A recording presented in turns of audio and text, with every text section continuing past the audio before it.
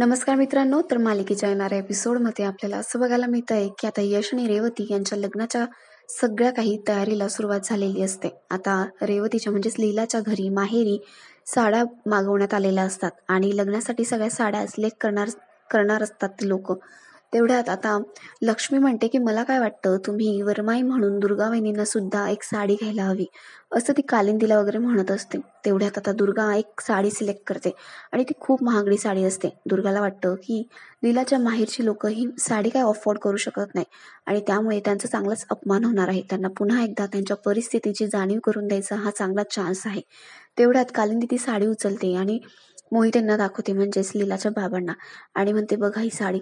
आता वसंतराव म्हणजेच लीलाचे बाबा म्हणतात की बापरे, ही साडी तर 70,000ची आहे. आता एजे सुद्धा हे ऐकतात. त्यांना माहिती असतं की लीलाचे बाबा आणि मावशी आई ही साडी काही घेऊ शकत नाही, त्यांच्यासाठी ही खूप महागडी साडी आहे. तेव्हा लगेच एजे उठतो आणि म्हणतो की दुर्गा, तुला ही साडी मी नक्कीच गिफ्ट करू शकतो, कारण मी रेवतीचा भाऊ आहे आणि त्या नात्याने या घरचा मुलगा आहे, म्हणून ही साडी तुला माझ्याकडनं. आणि तो म्हणतो की हे बघा लीलाचे बाबा, मी तुमचा मुलगा आहे आणि मुलगा समजून मी हे सगळं करतोय असंच समजा.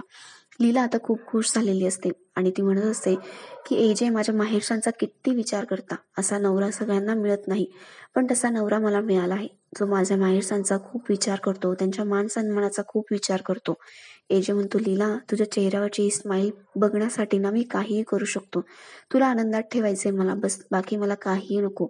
असं तो लीलाच्या चेहऱ्याला हात लावून तिला म्हणून दाखवत असतो आणि लीला मात्र लाजत असते.